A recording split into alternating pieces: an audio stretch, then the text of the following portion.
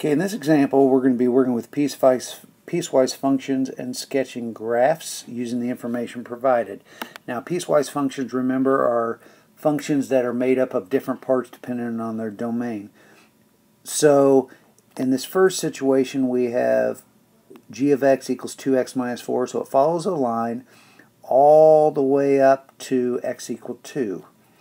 As soon as it hits 2, it skips and goes from 2 to 5. It follows this parabola.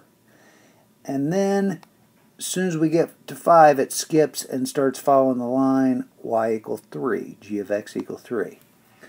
So when we graph these, I'm going to kind of use a table approach. Now, I know what each part should be. So this one should be a section of a line. This one should be part of a parabola. Keep in mind, you won't probably see the whole thing. It may end up being looking like a line. And then this one is going to be y equals 3 is going to be a horizontal line.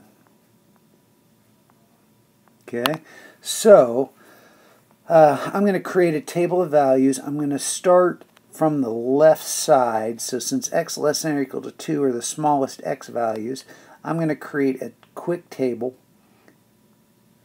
and we're going to have x, and we're going to call it g1 of x. And I'm going to pick the number 2 to start with because it's right at that hinge point. It's where we go from this function to the next function from 2 to 5. So I'm going to fill in 2. So I'd have 2 times 2 minus 4 would be 0. So I'm going to plot the ordered pair to 0. Now, it does include 2, so I'm going to go over 2, up 0. I'm going to put a closed circle since it says less than or equal to 2. Now, this is going to be a line with slope of 2. I could, since we're saying x is less than or equal to 2, I could drop 2, left 1, and I could put a point using slope. Drop 2, left 1, put another point.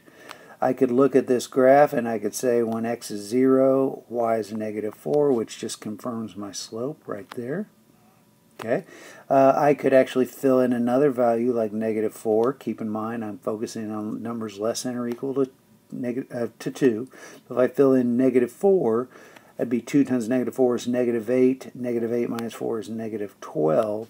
I'd have 1, 2, 3, 4, and then 1, 2, 3, 4, 5, 6, 7, 8, 9, 10, 11, 12 would be way down here.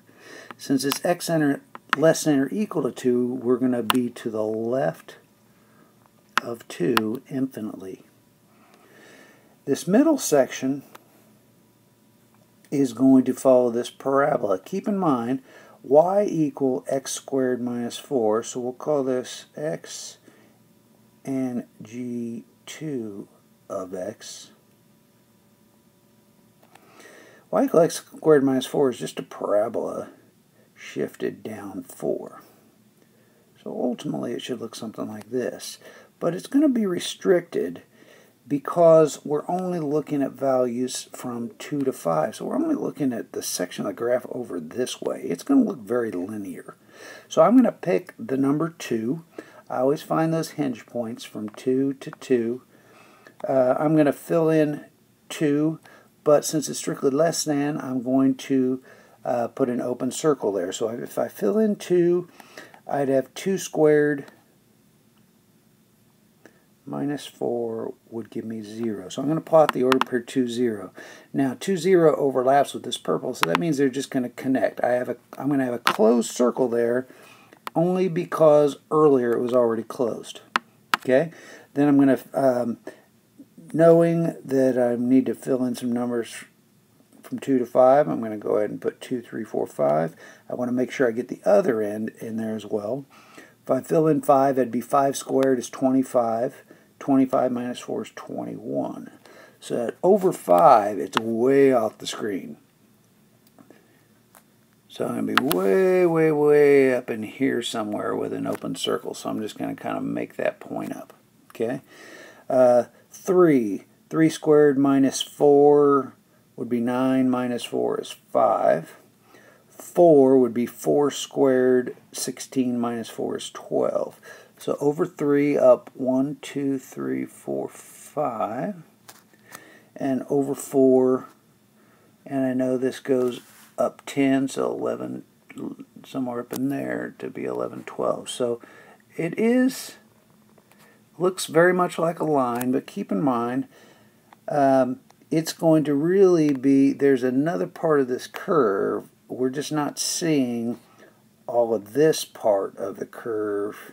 We're only seeing this part in red right here. Okay? Alright, the last part we're going to do is the simplest of all. It's basically y equal 3. So G3 of x, we'll call it, creating a little table. So when x is 5, we're using that hinge point. When x is 5, we get y is 3. When x is greater than 5, so 6, y is 3. When x is 7, y is 3. So if I plot that, 1, 2, 3, 4, 5, y is 1, 2, 3. It's going to be a closed circle. Notice up here we had an open circle. Okay? Closed circle. And then 6 is 3, 7 is 3, 8 is 3, 9 is 3, 10 is 3, infinitely, so it moves its way to the right like so. So that is the graph of a piecewise function.